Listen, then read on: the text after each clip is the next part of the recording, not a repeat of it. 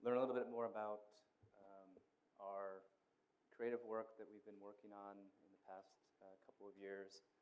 I've been with Sonos for 2 years now.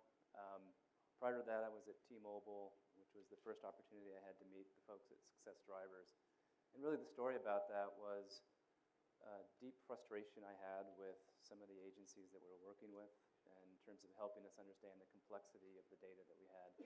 We were coming out of a period of time at T-Mobile where AT&T had failed to take us over, and we were sort of diving deep and trying to figure out, okay, what do we do next? What's our plan B for the brand? Fortunately, the brand has actually moved along quite well. But fast forward 2 years, land at Sonos and take a look at our creative execution, look at what we're trying to do from a brand, and realize that we were focused a lot on building awareness. And I guess as you think about Sonos, that's probably a good thing to do because a lot of people in the marketplace don't yet know a whole lot about what we do. But as Horst introduced, we're a brand that builds, where we pioneered the creation of wireless home audio. So speakers for the home, they have wires, you plug it into the power, but they work through the Wi-Fi network.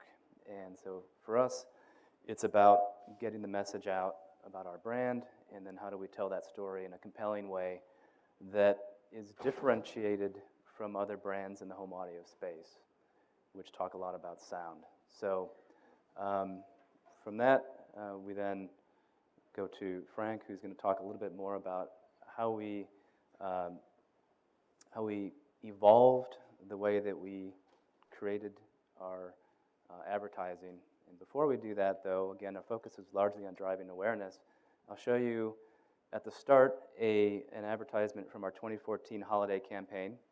You'll see at the end of the presentation a view of what our campaign looked like in the most recent 2015 holiday period. And I hope that you'll see a difference from where we were to where we've gone and how that was influenced by the work we've done with Frank and his team. So if you want to hit that.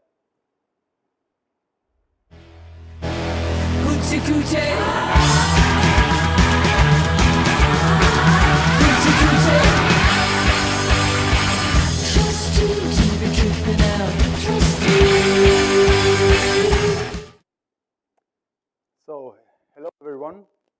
So, we basically took the brand tracking survey data from Sonos and built a universal structure modeling out of it.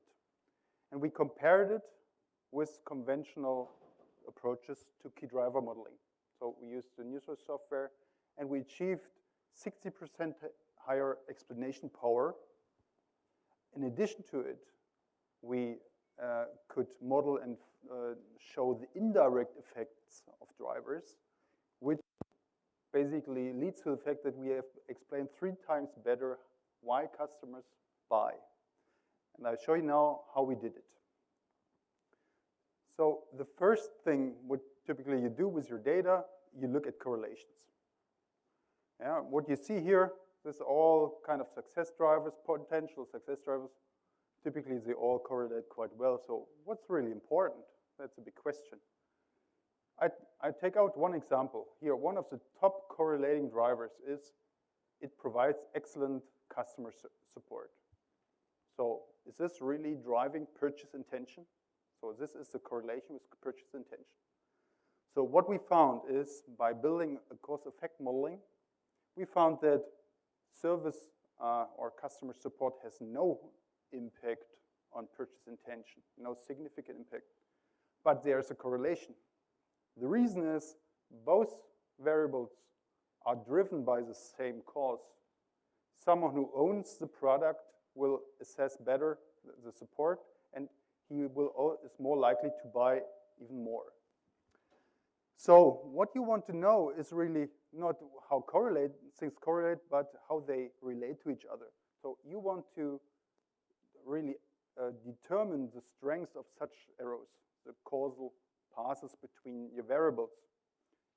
And I will show you in a model how this works with analytical methods. So I have prepared here a simple model, and what you see here is our data. These are our respondents, and we have 2 variables. First is the assessment of customer service, The second is product ownership, how much they own. And the height of this respondents is their purchase intention. So what you see here is people who assess service very, very highly, so they like it, they buy more. It correlates. The same here, people who owns the product have higher likelihood to purchase. So, but what is really the driver of purchase intention? This is what regression methods like to answer.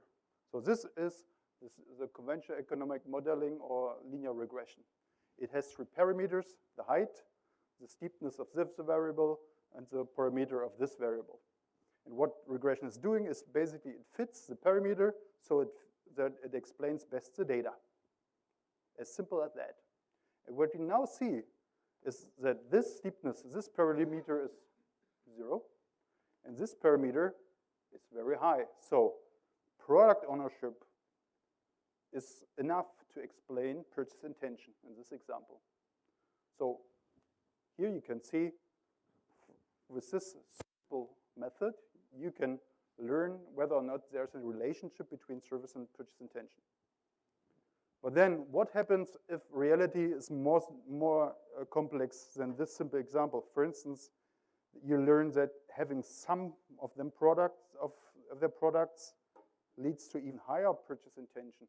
Then, of course, if you have all products already bought, there is, of course, less purchase intention. So this is more complex. And this complex reality can't be really fit with this conventional methods because it's assumed the more the better. And it assumes that this steepness is independent from this one. So this really can't explain the data anymore. And this is where our technology comes to play, called universal regression. This is done with, for instance, artificial neural networks. It is a flexible way of modeling how people behave. It is less require assumptions like linearity and independence. So it basically models the landscape as it is represented in the data. So, and this is what we done with the SONNES data. And we found very interesting things. For instance, we found nonlinearities. So what you see here is the separated causal effect of a relaxed emotion towards consideration. And the pink line is what a conventional modeling would find no impact. With a nonlinear modeling approach that is not aware of this modeling but just find it by being flexible, we find that being very unrelaxed really harms the consideration. So you now learn that is a very important variable, although conventional methods don't tell you so. And these flexible models can tell you even more. It can show you that there's an interaction with some subsegments, that certain persons, for instance, women, tend to like this relaxed emotion even more. It's even more important to them. And being relaxed really can excel consideration. So this is important to do a universal regression. But you need to even go a step further, because regression is only measuring the impact of those arrows. And in this example, we found that a leader personality has a negative impact, a direct negative impact on purchase intention. This is the outcome of a regression approach. But in fact, what we see in a path modeling approach is that the leadership personality has a positive impact on brand identification, and that influences strongly purchase intention. So there's a negative direct, but a positive indirect effect. And what you want to know is only the total effect. You only want to know what happens if I improve that. And the total impact is positive. So a regression approach does not tell the truth. It just is a part of the truth. So you need to take a path modeling approach to get a full picture. That's what we've done in this study. So concluding out of this, the process of universal structure modeling is the following. You take all your data, you're connecting the dots, you just take some combinations or some relations out which are implausible. Then you build for every variable which is influenced, you build a universal structure modeling, you build a universal regression. And the beauty lies here at the end. There are simulation techniques which helps you measuring and determine the impact of those. And it also brings those visualizations. So really what it does is it simulates millions of possibilities of possible driver combinations and percolate that through the path modeling approach in order to learn what's the impact of changing a success driver. So, and David will guide you through the key insights we gained from the study. Thanks, Frank. So obviously a model isn't any good if it can't tell us what we can do differently. And so I'll take you through 3 insights that we learned from this that we've been applying as we've been going forward in our creative execution. The first of which, got excited here, did you see that? The first of which is that we have to approach the customer journey very differently in our communications. And as we think about building awareness and driving more familiarity and consideration for our brand through paid and earned advertising, we're going to focus away from where we've traditionally looked toward, which is brand consideration, and start to really hone in on this notion of brand identity and trying to get people to see themselves in Sonos and link that ultimately to purchase intention. The second thing is that when you get further down the funnel and you start to consider Sonos as a brand for you that you might take home, you might pull out your wallet for, is that owned Sonos.com where we sell directly to the consumer or through our retail display at partnerships in Best Buy and other retailers, is that we need to focus on a different set of causal success drivers. In this case, best friend personality being more sort of accessible to you, helping you understand that when you purchase a Sonos product, you're not just buying a piece of hardware, you're actually buying something that's going to live with you for a very long period of time. You're going to be able to access the music that you care about. You're going to be able to get updates from time over time because it's going to make that product sound better for you. And thirdly, it's going to be something that you can expand. You're not just buying one product that has to sit alone and will never be able to integrate in the future. And so we've been able to leverage this research to help us identify what are those success drivers. The second thing is around the sound experience. And I didn't need Frank or anybody else to come in and tell me that when you sell speakers, sound matters. Sound matters. Okay, but why does it matter? And how do we, knowing that every single brand out there, when they talk about home audio, focuses on sound. They talk about text and specs and why it sounds better than the other brand, and it's sound through research, and all really good reasons why you ought to buy a speaker. But a brand like ours that doesn't have the level of awareness isn't yet as mature a brand that these other brands who've been around for 40 or 50 or hundreds of years.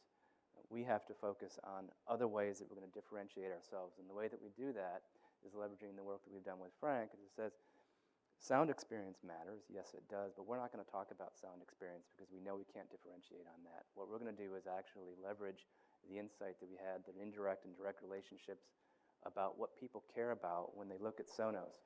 Things like the ability to play music in different rooms of your household, the ability to have software updates, because you know what? Software updates actually make that product more valuable to you over time.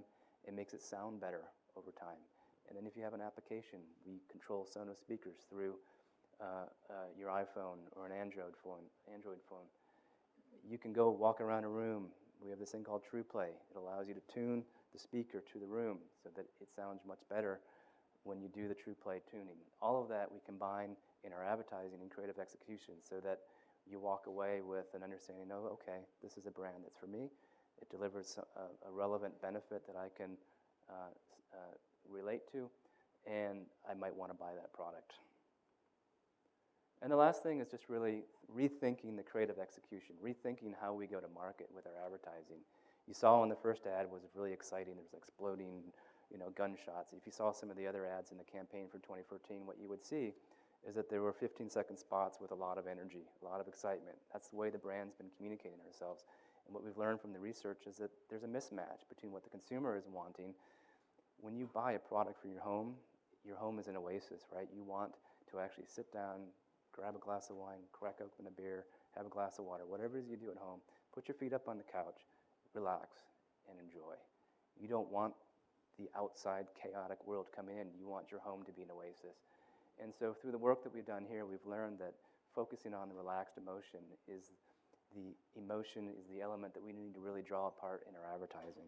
So I'll show you in this next clip the ad with Gary Clark Jr. that just ran over the holiday period, and hopefully you'll see the difference of how we're going to be moving forward as a brand from an executional standpoint. Music is not a house plan. It shouldn't just stay in one room. I want rock in the kitchen, soul in the bedroom, and blues in the whole house. Yeah, yeah, hey, hey. When this world upsets me, this music sets me free, yeah. So you have seen this was really relaxed. It conveyed kind of the sound experience, and it conveys the product features of multi-room and brought it all together. So let me summarize what the key driver analysis needs to deliver in order to bring such useful insights. There are three things. First, it needs to be multivariate. Multivariate modeling, only that can hinder spurious correlations. Second, that's not enough. What we need is a path modeling approach. You need to model indirect effects and conclude everything together to a total impact measure, because this is what you want to know. What will happen if I change something in the success drivers? And third, what you like to have is you would like to model nonlinearities and interactions, and even those you are not aware of upfront. So you need a real explorative approach. And all this together leads to insights which are unexpected but very, very useful and very meaningful. And altogether leads to a fact that you much better, 3 times better explain why customers buy certain products. Thanks. So in conclusion, the beauty of an approach like this is that not only has it helped us understand how we can think differently about our brand and the way that we talk about our brand, we've also been able to apply it to customer loyalty drivers. So thinking about what is it that makes an owner happier about our products and what are the things that we need to focus on and change. We've used it for retail, for modeling retail impact. So when we have put 2 displays in market, in the same store or in different stores, what is the impact on sales? And how do we better understand what the return on investment will be? And we used it, or starting to think about it for applications like market mix modeling, media mix modeling. So, thank you.